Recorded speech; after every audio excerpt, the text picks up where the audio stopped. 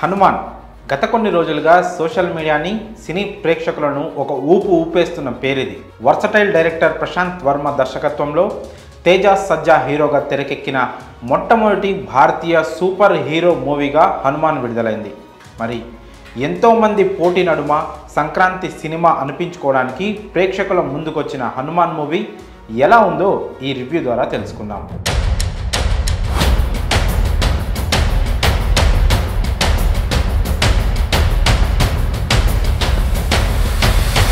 ముందుగా కథ విషయానికి వస్తే సముద్ర తీర ప్రాంతంలో ఉండే అంజనాద్రి అనే ఒక చిన్న పల్లెటూరు.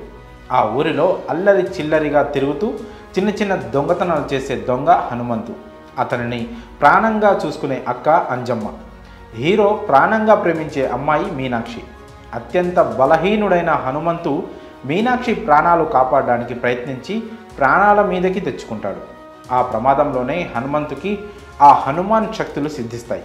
చిన్ననాటి నుండి సూపర్ హీరో అవ్వాలని తహతహలాడే మైఖేల్ ఈ విషయం తెలుసుకొని అంజనాద్రి గ్రామంలోకి ఎంటర్ అవుతాడు. అసలు హనుమంతుకి ఆ ప్రమాదంలో హనుమాన్ శక్తులు ఎలా వచ్చాయి, అతని వెనుక ఉండి నడిపించిన శక్తి ఏంటి, ఆ సూపర్ హీరో పవర్స్ కోసం ప్రయత్నించిన మైఖేల్ ఏమయ్యాడు, అసలు శ్రీరామచంద్రమూర్తికి ఆ హనుమంతుడిచ్చిన మాట ఏమిటి అన్నదే మిగిలిన కథ.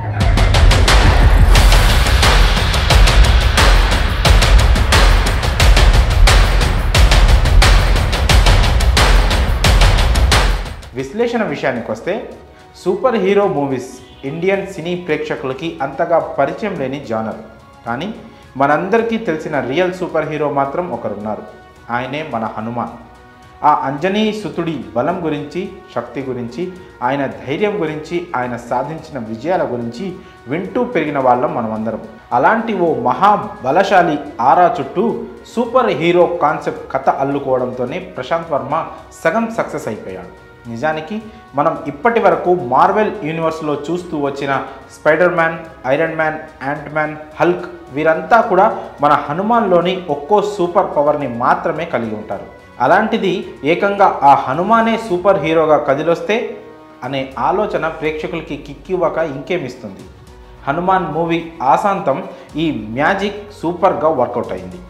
దర్శకుడు హనుమాన్ సినిమా కోసం ఏ విధంగా అయితే భారీ తారాగణాన్ని ఎంచుకోలేదో ఆ కథ బ్యాక్డ్రాప్ విషయంలో కూడా అంతే సింపుల్గా వెళ్ళిపోయాడు. టైటిల్స్ కార్డ్ సమయంలోనే మూవీ సోలో పాయింట్ పాట రూపంలో చెప్పేయడంతో హీరో క్యారెక్టర్ని, అంజనాద్రి ఊరి పరిస్థితులను ఎస్టాబ్లిష్ చేయడానికి తీసుకున్న సమయం అంతగా ల్యాగ్ అనిపించదు. ఇక అక్కడి నుంచి ఆలస్యం చేయకుండా హీరోకి సూపర్ పవర్స్ వచ్చేలా చూపించడం, దానికి ప్రేక్షకుడు అగ్రి అయ్యేలా బిల్డప్ షాట్స్ పెట్టడం, సరిగ్గా కాన్ఫ్లిక్ట్ పాయింట్తో ఇంటర్వెల్ బ్యాంగ్ ముగించడం, వీటన్నిటికీ తోడు ఒక ఇంట్రెస్టింగ్ లవ్ ట్రాక్తో ఫస్ట్ హాఫ్ అంతా ఆకట్టుకునేలా సాగింది. సూపర్ హీరో మూవీస్లో ఓ బేసిక్ రూల్ ఉంటుంది. హీరోకి పవర్స్ వచ్చే వరకు ఎంతో సహనంతో కథతో ట్రావెల్ అయ్యే ఆడియన్ ఒక్కసారి ఆ ఫేజ్ దాటాక ఖచ్చితంగా ఎక్స్ట్రీమ్ ఎలిమెంట్స్ కోరుకుంటాడు. దీన్నే సినీ భాషలో మూడ్ ఆఫ్ ది ఆడిటోరియం అంటారు. తెలుగులో ఒక్క రాజమౌళి మాత్రమే ఈ సూత్రాన్ని ఫాలో అవుతూ స్క్రీన్ ప్లే నడిపిస్తూ ఉంటాడు. కానీ సరిగ్గా ఇక్కడే దర్శకుడు ప్రశాంత్ వర్మ కూడా కాస్త తడబడ్డాడు. హనుమంతుకి పవర్స్ వచ్చాక ఆ పవర్ ఎక్కడి నుంచి వస్తుందో మైకేల్కి అర్థమయ్యాక కూడా కథ వేగం అందుకోదు. పైగా ఆ సమయంలో అక్కడక్కడ వచ్చిపోయే లవ్ సీన్స్ ఇంకాస్త భారంగా మారాయి. దీంతో ఆ 20 నిమిషాల్లో హనుమాన్ ట్రాక్ తప్పిందా అన్న అనుమానం కలుగుతుంది. కానీ ఎప్పుడైతే సముద్రఘని క్యారెక్టర్ రివీల్ అవుతుందో అక్కడి నుంచి హనుమాన్ అంచనాలు అందుకోలేని స్థాయికి వెళ్ళిపోతాయి. ఇంత హైప్ ఇచ్చిన ప్రీ క్లైమాక్స్కి తగ్గట్టే క్లైమాక్స్ మనసు తనువు పులకించిపోయే రేంజ్లో ఉండడంతో హనుమాన్ సక్సెస్ ట్రాక్ ఎక్కేసింది.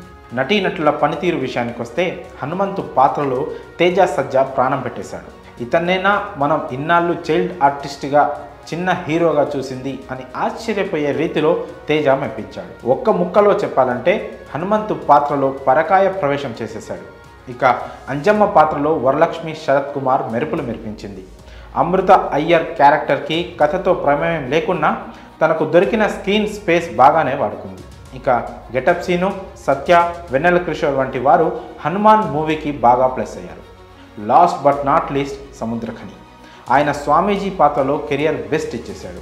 సెకండ్ హాఫ్లో సముద్రఖని క్యారెక్టర్, కార్తికేయ 2లో అనుపమ ఖేర్ క్యారెక్టర్ రేంజ్లో పేరడం విశేషం. ఇక టెక్నికల్ విభాగం పనితీరు గురించి ఖచ్చితంగా మాట్లాడుకోవాల్సిందే. హనుమాన్ మూవీ కథపరంగా ఎంత సాలిడ్గా ఉందో టెక్నికల్గా టీం వర్క్ అంతే బాగా సెట్ అయ్యింది. ఈ విషయంలో ముందుగా చెప్పుకోవాల్సింది సీజీ వర్క్ గురించే. మూవీలో ఎక్కడైతే హనుమాన్ రిఫరెన్స్ ఉందో ఆ షాట్స్ అన్నిట్లో బెస్ట్ సీజీ వర్క్ అనిపించింది. ఇదే హనుమాన్ సక్సెస్కి పెద్ద ఎసెట్ అయ్యింది. ఇక Dasarathi Sivendra camera work unmatchable. గతంలో ప్రశాంత్ వర్మ తెరకెక్కించిన కల్కి మూవీకి ఏనే సినిమాటోగ్రాఫర్.